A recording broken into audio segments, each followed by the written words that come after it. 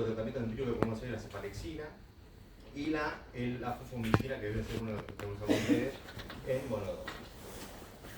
Ahí es lo que dice que la TMS últimamente está siendo muy resistente y la fluoroquinolona ya prácticamente de forma empírica no la usamos.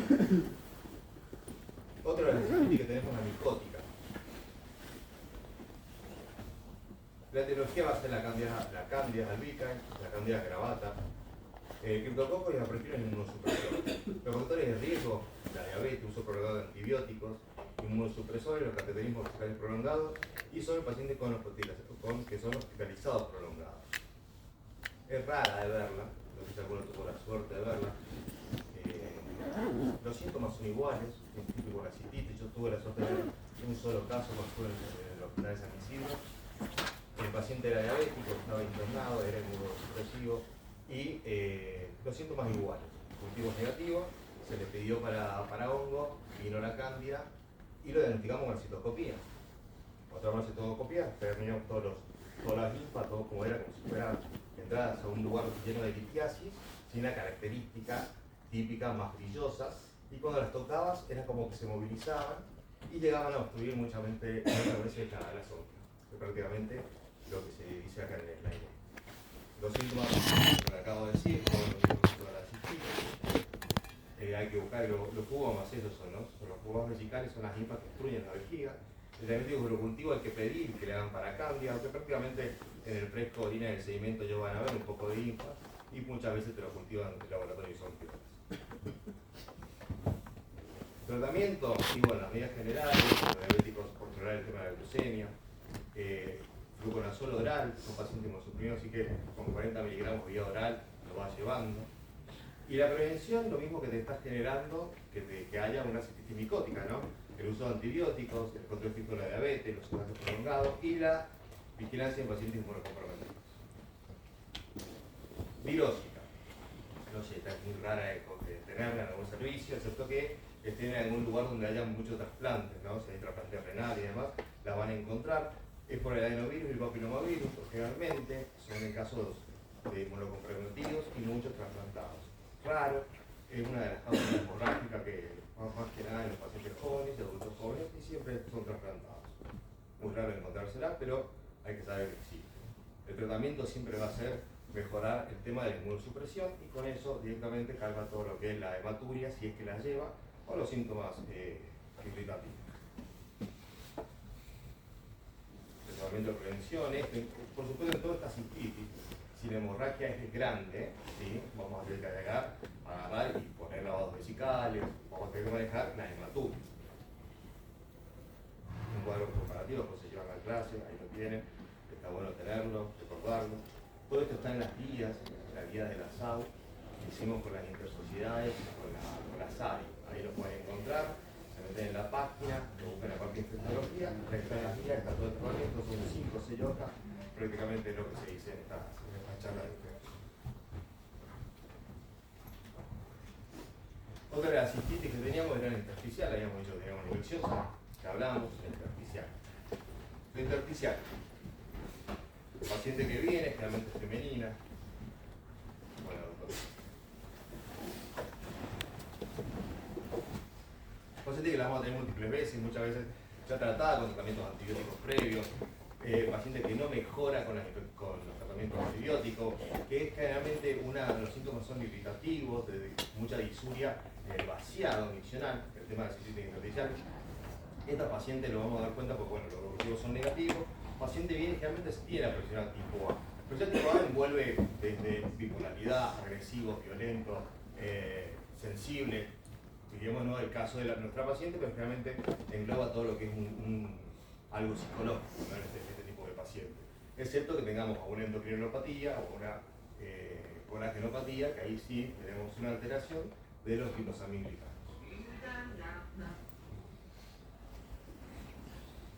Bueno, ahí como les decía, el diagnóstico de inclusión va a ser ver que el evolutivo es negativo, como hace una imagen, vemos que no tenemos ninguna imagen por ecografía, y la citoscopía es algo que se puede realizar, realmente nos va a ayudar un montón para el diagnóstico y un tratamiento precoz, ¿no? Un tratamiento paulatino un poco, ¿no? Por calmar los síntomas entre unos 3-4 meses y después vamos a volver a tener que hacer la hidroextensión. Lo que genera es una lesión en esa mucosa, y esa lesión que lo que va a generar es una nueva fibrosidad de glicosaminoglicano nuevamente, que eso va a ser por un periodo nuevamente hasta que vuelva a tener todo lo que es la inflamación por causa o endocrinopatía o arteriopatías o de tipo intersticial, ¿no? Psicológico. Un poco de historia. En 1915 Hanner describe las úlceras, después en el 49 pone el puntillado hemorrágico, y después el puntillado hemorrágico se llama glomerulaciones, que son lo que ustedes tienen que ver y lo ven en la cistitis intersticial. Ahí está, como les decía, no existe una cura definitiva, es el control de los síntomas, cambiar los cambios dietéticos, las utilizaciones de los irritantes vesicales, evitar el café, el alcohol, los cítricos, picantes. El tratamiento vesical es tratar de que eliminen todo el resto de la vejiga. La pentosa polisulfato, esa es buena. Es buena porque genera realmente un beneficio en nuestro paciente. Es una de las vías orales que tenemos previo a la respiración con ácido hialurónico, que eso para mí es uno de los mejores tratamientos que tenemos para el intersticial. Esto se da cada 8 horas, es un tratamiento prolongado, tiene que ser 3 a 4 meses, vemos una mejora sintomática grande, pero bueno, vuelve a recaer en el lapso de los meses. La amilotriptilina también, en días, se puede dar días alternos, es una buena medicación.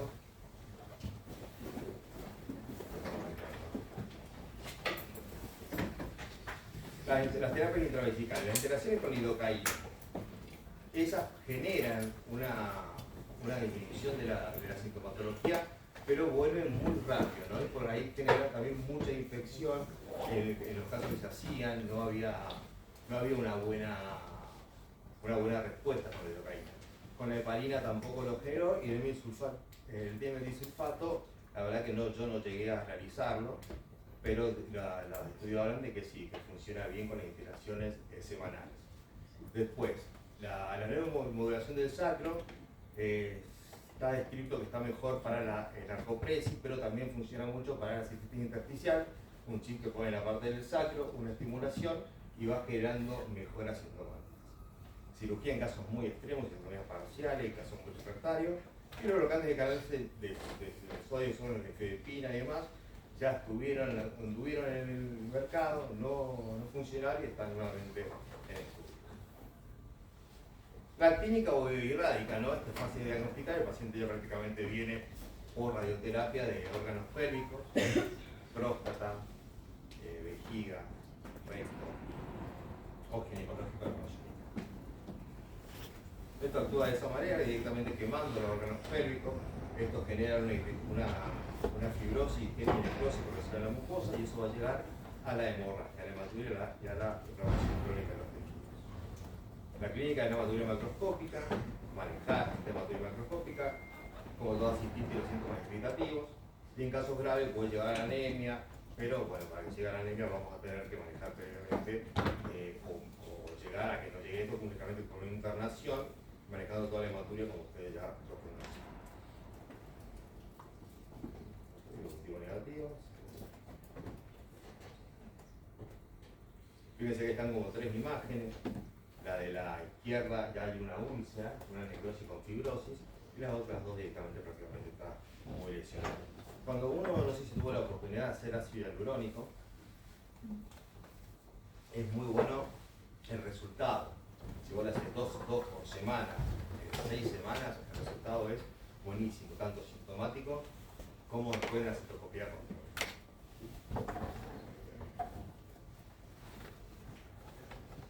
El tratamiento de la clínica va a ser eso: hidratación, analgésico, lavado vesical para eliminar los poros en el caso que haya habido una hematuria grande, las interacciones intravesicales con ácido hialurónico, lo que les estaba diciendo.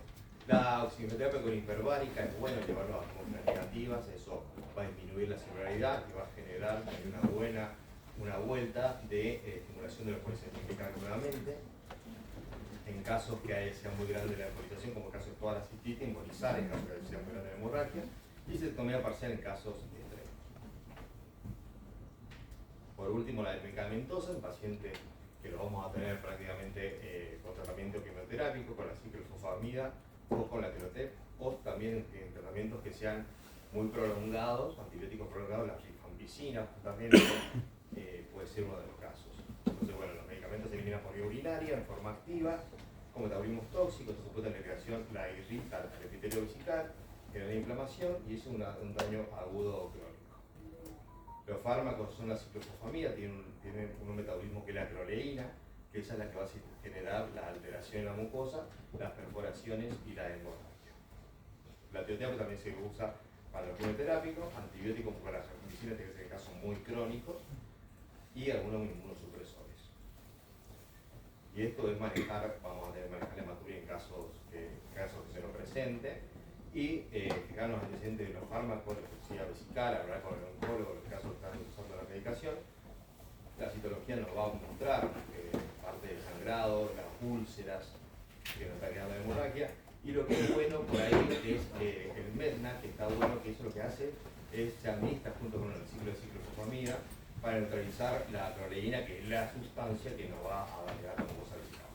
Hidratante agua, lavado vesical en caso de hematuria intensa, tratamiento sintomático analgésico, control de coágulos, y la alimentación intraversicales con ácido hialurónico en caso que tengan que seguir tomando la medicación como una prevención para que esto no vaya a llevarnos a la descompensación del paciente con hematuria.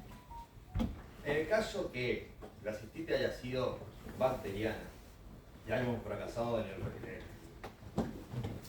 el tratamiento o haya habido una recaída, una reinfección, vamos a llegar a la pielonefritis. También patologías que la saben, patologías que la pueden buscar, patologías que ellas también se la hicieron, simplemente recordarla, hablamos un poco, lo hacemos con pielonefritis. Ustedes ya saben que es la infección del parénquima renal, del sistema pilocaricial, el gran negativo es el germen más frecuente, es la Escherichia coli, hay una potencial evolución hacia la sepsis y el daño renal crónico. Es una patología que tenemos que abordarla rápidamente. La fisiopatología saben que es por vía ascendente, la más frecuente, es patógena en caso de estáfilo, y generalmente los factores que predisponen son las alteraciones anatómicas, los sondajes vesicales, inmunosupresión, embarazo, ictus previo, litiasis, catéteres. Lo que viene en el consultorio.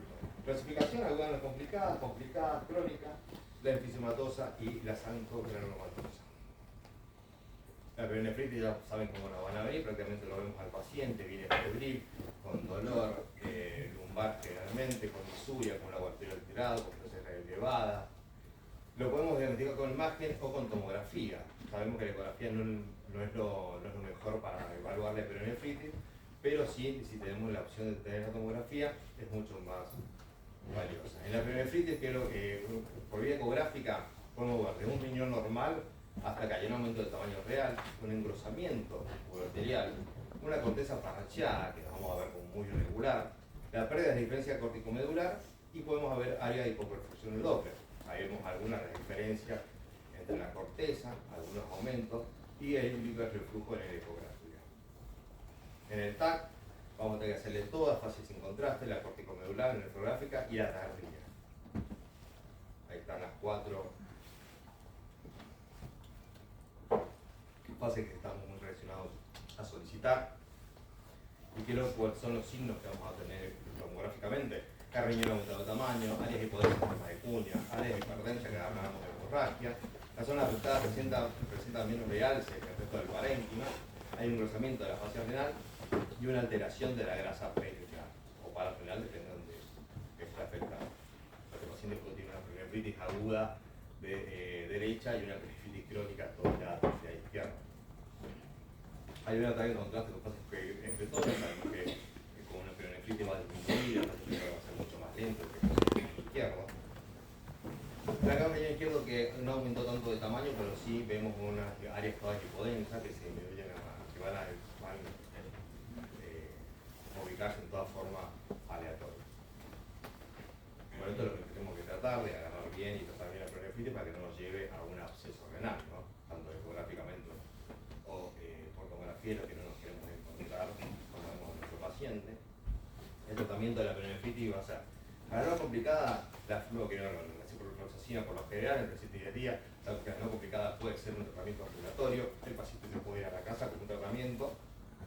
Las complicadas generalmente necesitan una hospitalizarlos. Un antibiótico endovenoso por ahí no dejar la duración de 14 días, pero sí podemos ver qué paciente tenemos, mandarlo con vía intermitente o hacer unas 48 72 horas y después mandarlo vía oral.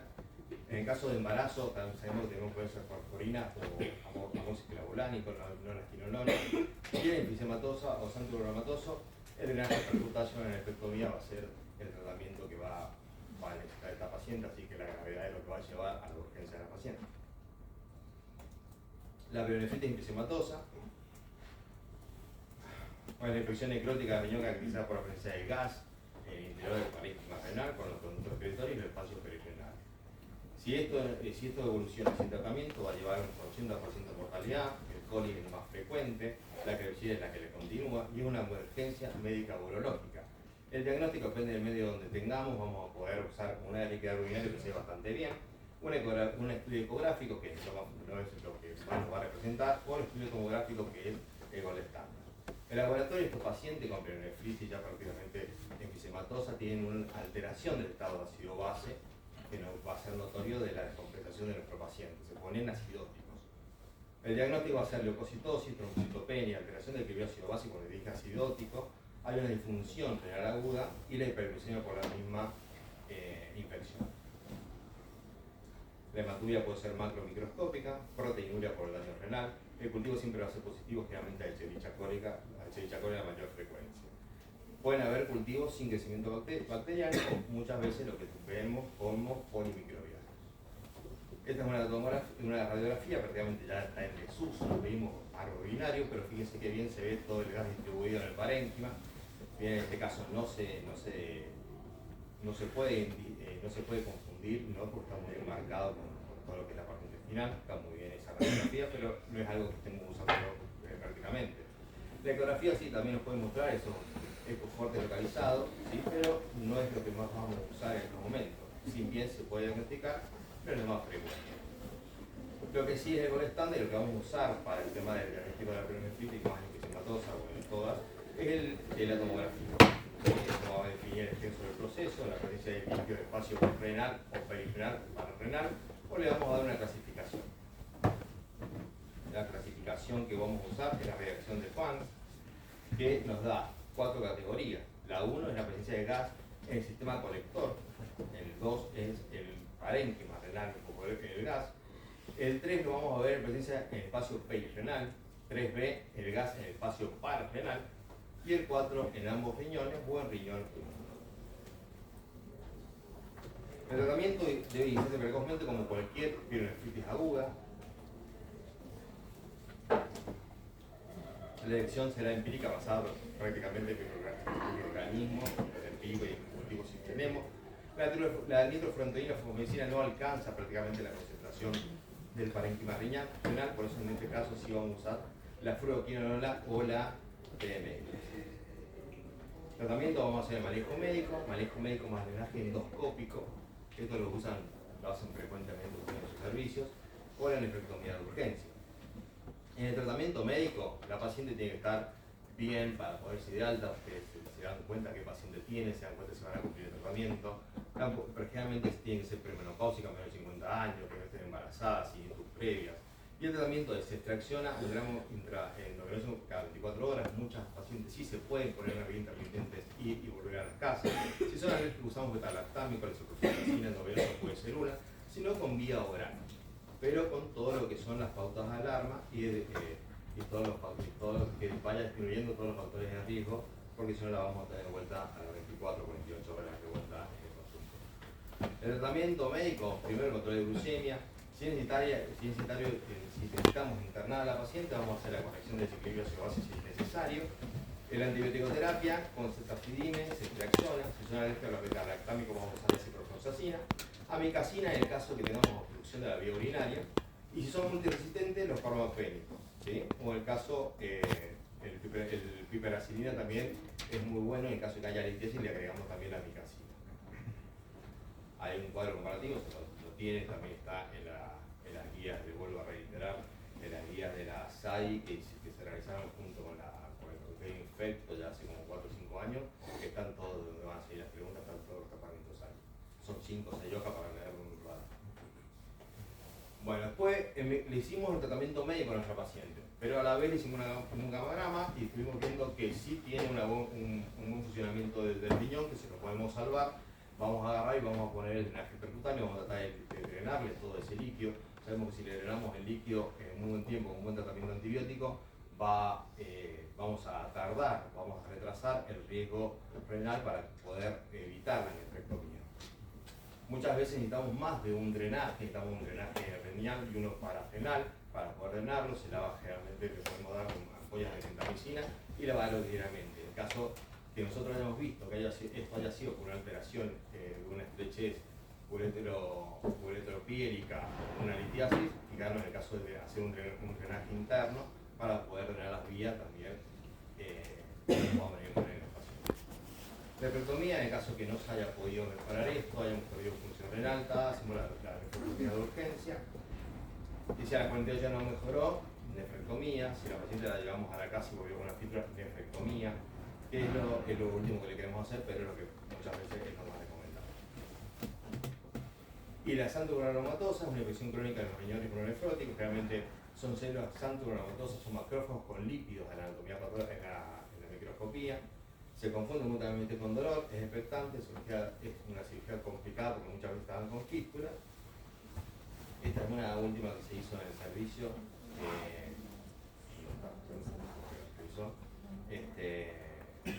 Bueno, y que vino toda la anatomía patológica y una xantogranulomatosa. Conclusión: la bronquitis inflamatoria es una enfermedad potencialmente mortal donde hay un sobrecrecimiento bacteriano y la posibilidad de cuadros sépticos severos. Al no existir guías clínicas, el algoritmo de tratamiento lo van viendo ustedes con sus médicos internos, van viendo y manejando cómo es, depende de la discusión del mercado.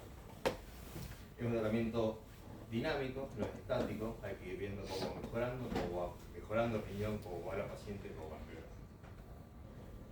Un cuadro comparativo entre toda